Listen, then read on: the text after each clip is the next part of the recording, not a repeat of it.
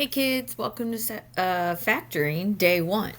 Today we're going to learn how to factor a polynomial using the greatest common factor and how to factor a polynomial using the difference of squares. So there are lots of different ways that we are going to learn about factoring trinomials and other polynomials. The first method that we're going to learn is called the greatest common factor method, and this method is useful no matter how many terms there are in the polynomial, and you should always try to factor the GCF first. So always try to factor the GCF first. And that's just trying to find a number or a variable that can be divided evenly by each term. So here are some examples. Directions say factor each completely. If not factorable, write prime. So if you can't do anything, it's called prime. So look at letter A, 16p to the third plus 2p squared minus 14p minus 18. Look at the values, the different terms in the polynomial, and try to find a greatest common factor. Well, if you look at all the numbers, they're all even, which means the greatest common factor could be 2. And even though there are p's in 3 of the 4 terms, there's no p in the last term, so my greatest common factor is going to be 2. Then I'm going to start a parenthesis, and I'm going to take each of the terms and divide by 2. So 16p cubed divided by 2 is 8p cubed. 2p squared divided by 2 is p squared. Negative 14p divided by 2 is negative 7p, and negative 18 divided by 2 is negative 9. Make sure that nothing in the parentheses has any other common factors. If not, you're good to go. Wow, that's really... okay. Letter B, negative 2p to the ninth plus 4p squared.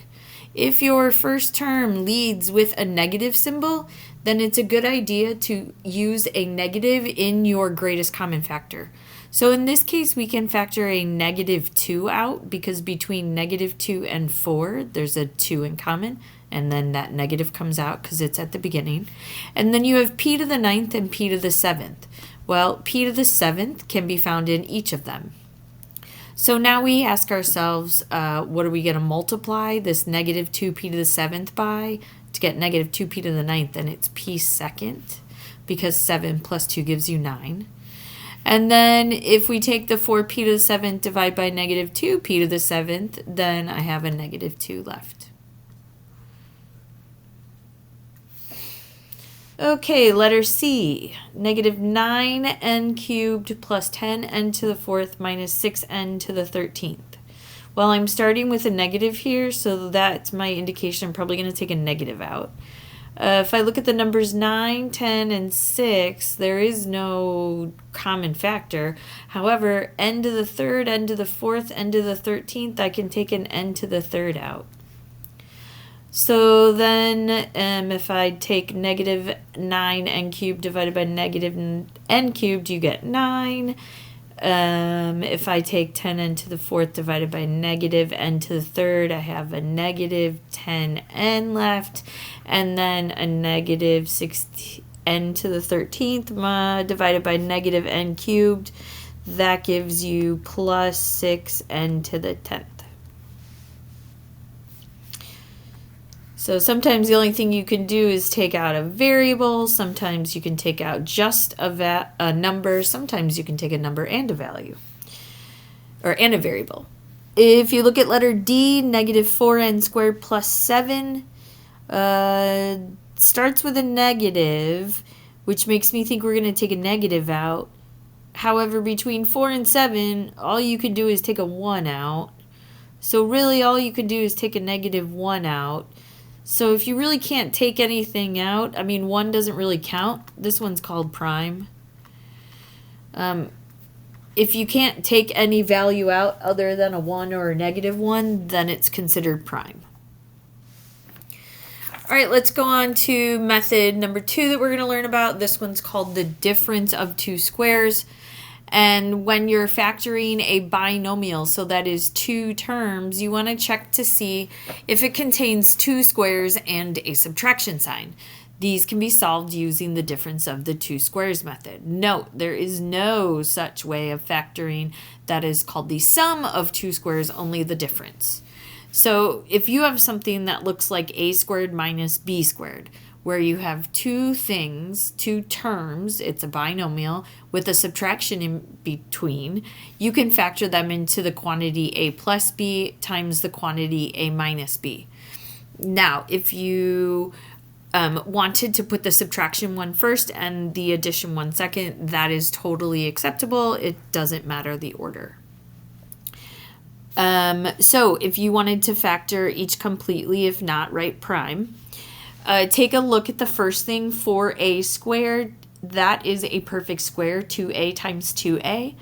And the second value, 1, is 1 times 1. And there's a minus sign in between. So we have the difference of two squares.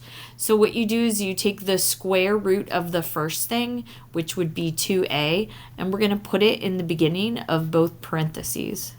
Then you take the square root of the second thing. So square root of 1 is 1. So we're going to put 1s at the second part. And then one of them is going to be a plus and one of them is going to be a minus. And it doesn't matter which order they go in.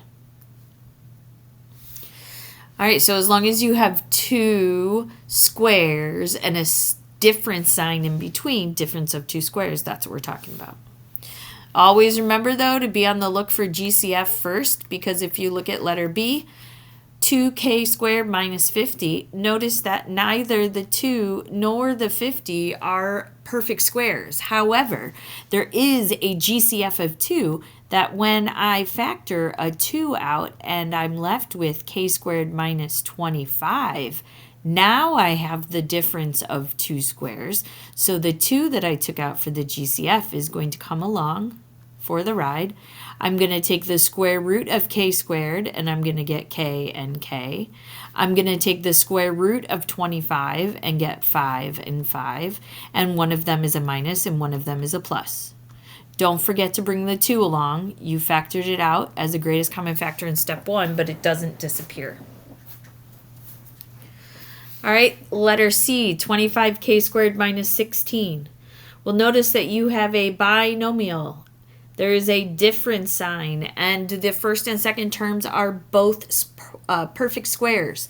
So I take and I do the square root of the first term, so that would be 5k.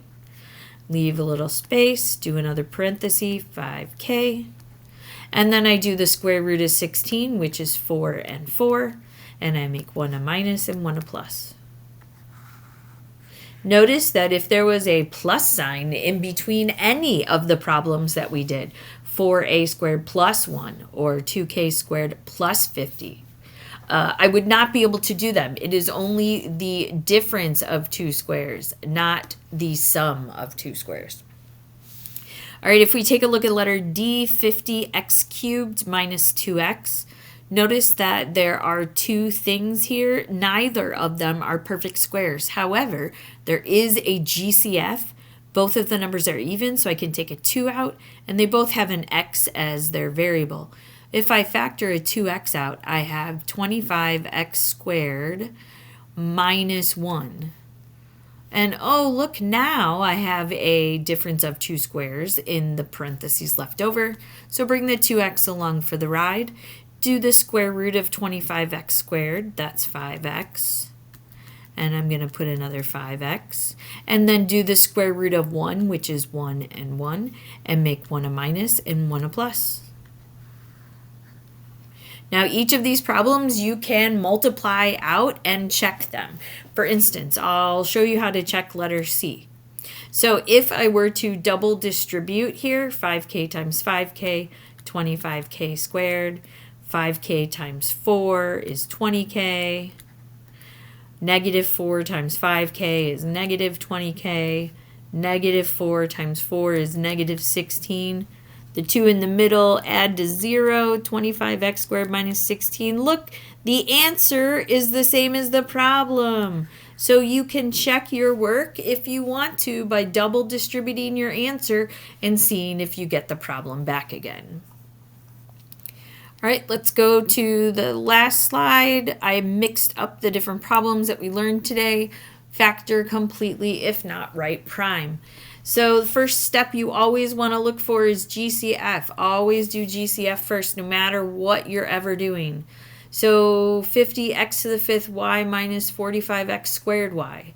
Well, I see that both of these are divisible by 5, so I'm going to take a 5 out. They both have x's. It looks like they have an x squared in common, and they both have a y, so I'm going to put a y here. Then I'm going to start a parenthesis and put what's left over. So let's see, 5 times 10 would give me 50. I have x squared, I need x5, so that's x to the third. I already got the y, okay, that's good. Minus, let's see, 5 times 9 would give me 45. I already got the x squared, I already got the y. There we go. Make sure that the stuff inside the parentheses is not perfect squares. I see a difference symbol and I see a 9. But be careful, 10x cubed is not a perfect square, so you would not be able to use the difference of squares. All right, look at letter B, 48b to the sixth minus 3b to the fourth. Looking for GCF always first. 48 and 3, I can take a 3 out. And b to the sixth, b to the fourth, they have 4 b's in common. So I'm going to factor out a b to the fourth. Let's see what's left. 48 divided by 3 is 16. I have b to the fourth, I need b to the sixth, so I need b to the second more. And then I need to multiply 3b to the fourth by a negative 1. Now notice I have two things in the parenthesis. There's a subtraction sign in between, and they're both perfect squares. So I can keep going. I'm going to bring the 3b to the fourth down, and then I'm going to start my parentheses. The square root of 16b squared is 4b. The square root of 1 is 1, and 1. Make 1 a minus, make 1 a plus. Difference of two squares. So sometimes you take the GCF out and you're done. Sometimes you take the GCF out and you can do the difference of squares. Look at letter C, 9b squared plus 4. First thing, look for GCF. 9 for no GCF. Then you want to look for difference of two squares. But I see a plus sign in between, and I can't do the sum of two squares, so this one is prime. Okay, if we look at letter D, first thing we look is for GCF. Oh, there's a lot of stuff going on here. All right, first of all, I see every number ends in a 0, so that makes me think I can take a 10 out of everything. Then it looks like I have V's and U's. So I have V5, V6, and V2. Smallest power is 2, so I'm going to take V2 out. Then I see a U squared, a no U, and a U. Well, there's got to be a U in all of them to factor a U out, so that's not part of my greatest common factor. All right, let's see what's left. So I got a 10 left. I need a V to the third because 2 plus 3 has to be 5. And I don't have any U's, so I got to bring the U squared down. Plus, well, I already have the 10, and I need V squared to be a V6, so that's a V4. V6. And then the last one, I need 30. I have 10, so I need 10 times 3. I already have the V squared. I need the U, so put the U there. And then take a look at what's left. I don't have two things. I don't have a minus sign. No other greatest common factor. I'm done. All right, kids, that is the end of factoring day 1. If you have any questions, please let me know. And as always, keep calm and keep trucking.